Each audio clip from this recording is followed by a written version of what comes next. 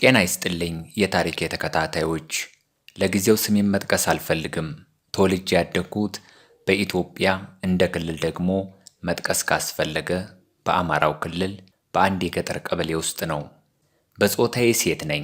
እንደምታውቁት በገጠሩ አካባቢ የተወለደች አንድ ሴት ልጅ ከእናቷ እቅፍ ከወረደችበት ጊዜ አንስቶ በተለያዩ መንገዶች ቤተሰቦቿን ማገልገል አለባትና እኔም ዕድሜ ለትምህርት እስኪደርስ ድረስ ከብቶችን በመጠበቅ፣ እንጨት በመልቀም፣ ውሃ በትንሽ ጀሪካዎች በመቅዳት አገለግል ነበር።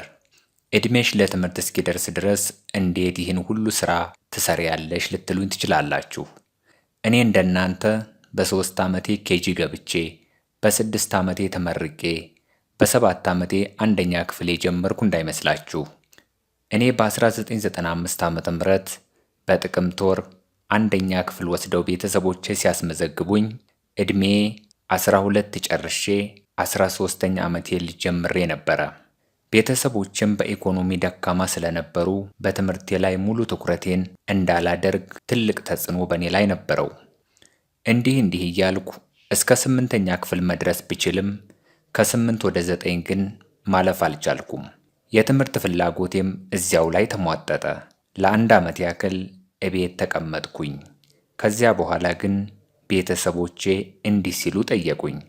ወደ ውጭ ሀገር ሄደሽ ሰርተሽ ቢያንስ የራስሽን እንኳ ሕይወት ለምን አትቀይሪም ሲሉ ሐሳብ አቀረቡልኝ። እኔም በሐሳባቸው ተስማማሁ። በ2004 ዓ.ም ወደ አረብ ሀገር መጣሁ።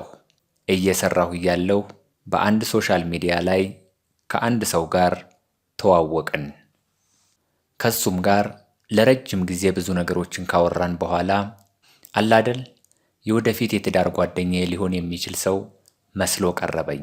ብቻውን ያፈራው በቂ ንብረት እንዳለውና የጀመረውን ቤት ማገጣጠሚያ የሚሆን ትንሽ ገንዘብ እንደሚያስፈልገውና እሱን መጨረስ ከቻለ እኔ ወደ ሀገሬ ገብቼ ጋብቻችንን እንደምንፈጽም መጨረሻ ላይ ነገረኝ። የተጀመረውንም ቤት በቪዲዮ ጭምር ላከልኝ። አየሁትም፣ በጣም ደስ አለኝ።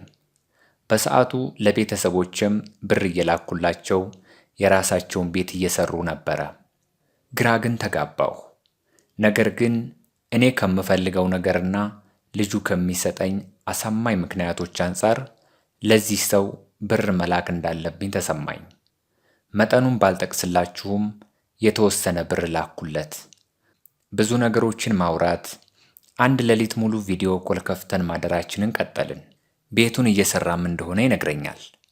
ከተወሰነ ጊዜ በኋላ የሆነ መጠን ያለው ብር እሱ ሳይጠይቀኝም እኔ በራሴ ላኩለት። ቀጠልን። ወራቶች ተቆጠሩ። 1 ዓመት ሊሞላው ሆነ።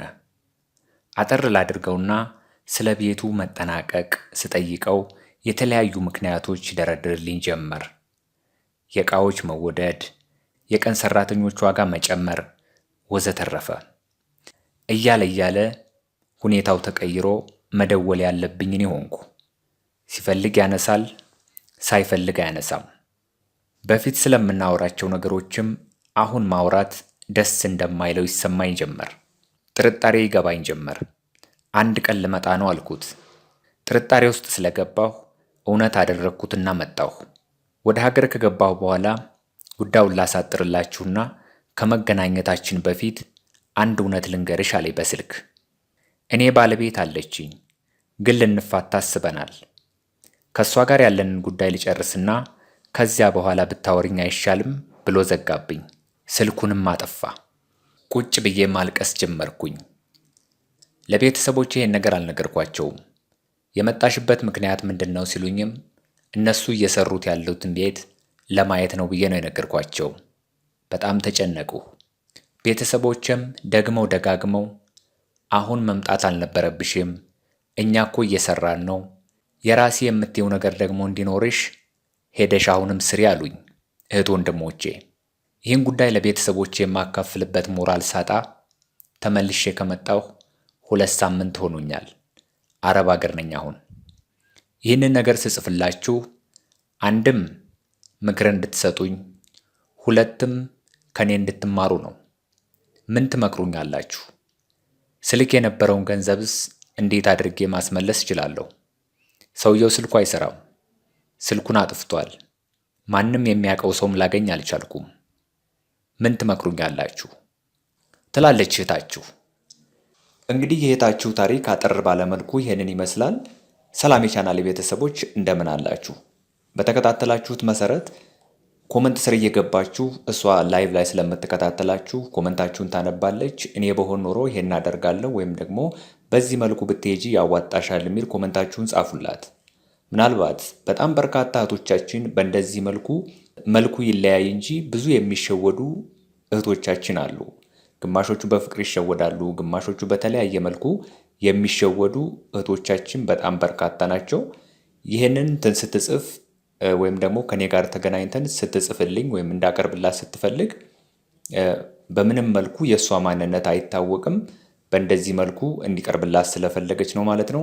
ምናልባት ተመሳሳይ የሆነ ታሪክ አለኝ ወይም ደግሞ መሰል የሆነና በተለየ መልኩ የሆነ ሰዎችን ሊያስተምር የሚችል እኔም ደግሞ ስጽፈው ቀለል ሊልልኝ የሚችል ታሪክ አለኝ የምትሉት ካላችሁ ስማችሁን መጥቀስ አያስፈልግም፣ ማንነታችሁን ማሳወቅ አያስፈልግም። ቲክቶክ ላይ እየገባችሁ እኔም ታሪክ አለኝ በዚህ መልኩ አቅርብልኝ፣ መፍትሄ እፈልጋለሁ የምትሉ ካላችሁ በቲክቶክ በውስጥ መስመር ሃይ በሉኝ። ወይም ደግሞ እዚሁ ላይ በኢሜይል እንልክልሃለን ጽሁፉን የምትሉ ሰዎች ካላችሁ ደግሞ ኮመንት ላይ ኢሜይል አስቀምጥላችኋለሁ። መጀመሪያ ግን የምትፈልጉ ከሆነ ኮመንት ላይ እንፈልጋለን አስቀምጥልን በሉኝ።